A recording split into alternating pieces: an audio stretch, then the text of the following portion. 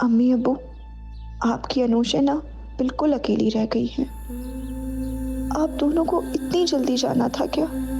काश आपसे पहले मैं मर जाती तो ये दिन तो ना देखने पड़ते। अब तो सांस लेना भी मुश्किल लगता है मुझे। मेरे पास अच्छे कपड़े नहीं थे, मुझे खाने को भी नहीं मिलता था, कभी ईदी भी नहीं मिली, चूड़ियां तो पहनी ही नहीं मैंने शायद अच्छी। सब कुछ बर्दाश्त कर लिया।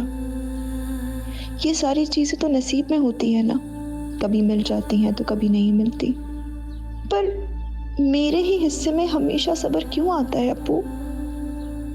आप दोनों की मौत पे सब्र कर लिया, ख्वाहिशात को अपने अंदर मार दिया, उस पे सब्र कर लिया, नसीब की हर बात मान ली मैंने। अगर पता है अम्मी अब्बू, अब मुझे लगता है कि फायजा सच कहती है कि दिलदार मेरी किस्मत में नहीं होगा। पर हर बार मेरी ही जिंदगी में क्यों समझौते आ जाते हैं? क्यों ऐसा होता है मेरे साथ? मैं बहुत थक गई हूँ, बहुत थक गई हूँ। आप लोग प्लीज मुझे अपने पास बुला लेना, अब नहीं होता मुझसे मजीद सब्र।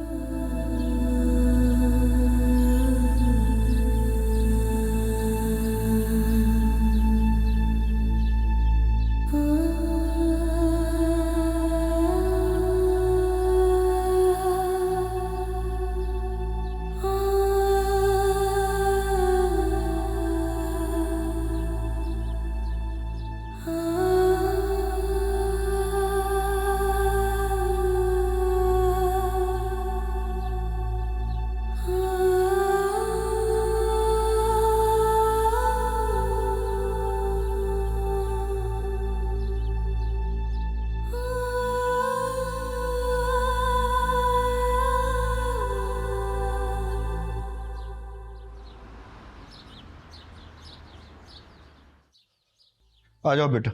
ओहो, वाह भाई वाह, बगल में बच्चा शहर में ढिंढोरा।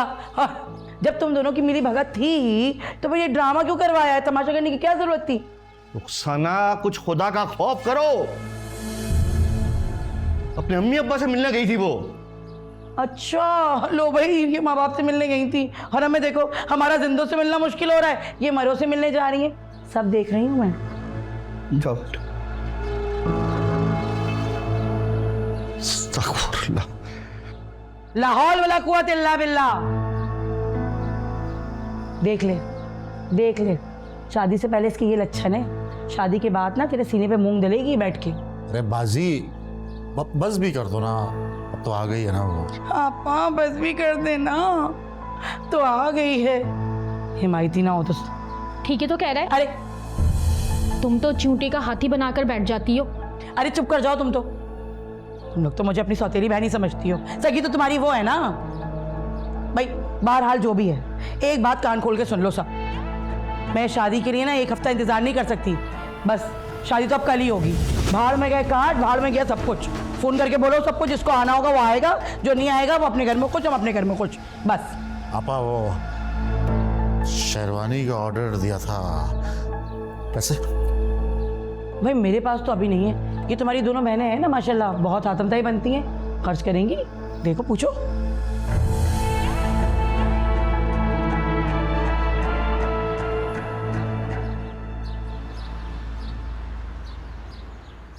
अरे दिलदार की पसंद नापसंद का तो पता होगा ही ना तुम्हें। वही इतने दिन से तुम लोग साथ रह रहे हो। जब मेरी शादी नहीं हुई थी ना, तो मैं अपने हाथों से सवैयां बनाती थी और अपने शौहर को भेजती थी। उन्हें मीठा बहुत पसंद है, वो भी सिर्फ मेरे हाथ का।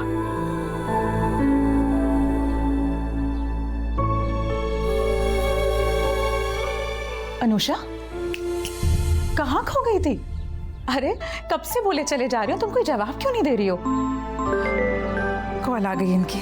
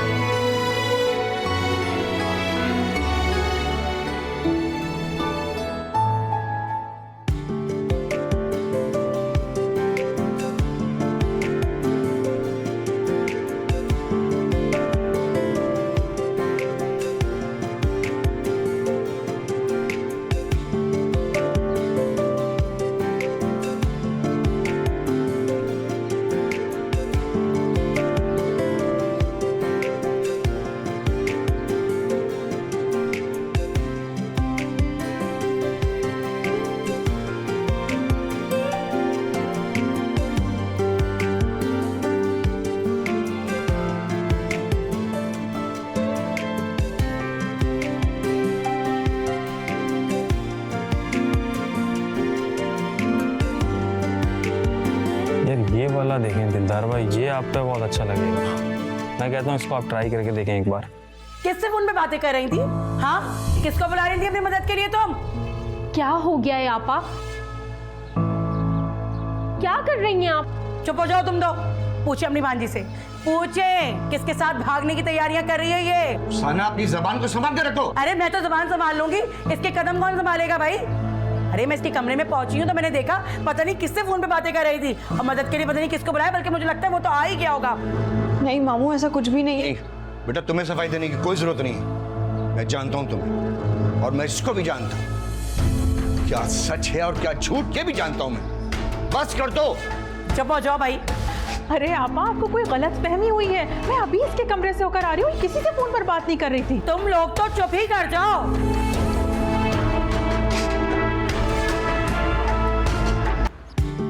बिस्कुट अच्छी है ना? ये लग रही है बेहतर है।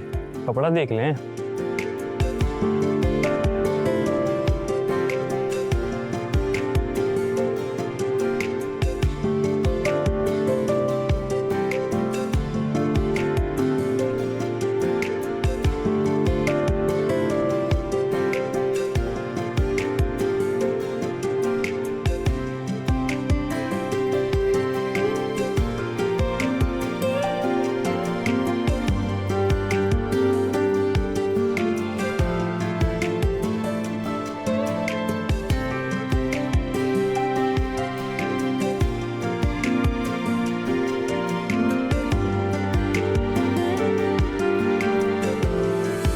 डॉक्टर साहब, क्या हुआ है भाई साहब को? इनकी सेहत ठीक नहीं लग रही मुझे। इनका बीपी हाई हो गया था। मैंने इनको इंजेक्शन लगा दिया है, इंशाल्लाह जल्दी बेहतर हो जाएंगे। लेकिन आप लोग कोशिश करेंगे इन्हें कोई टेंशन ना दें, क्योंकि ये हार्ट के पेशेंट हैं, इनके लिए ज़रा खतरनाक हो जाएगा। जी बेहतर है। चलें, मैं चलता हूँ। देखा, कह रही हूँ ना, बड़ी मोहब्बत है ना अपनी भांजी से। देखो ना, उसी की वजह से सब कुछ हुआ है।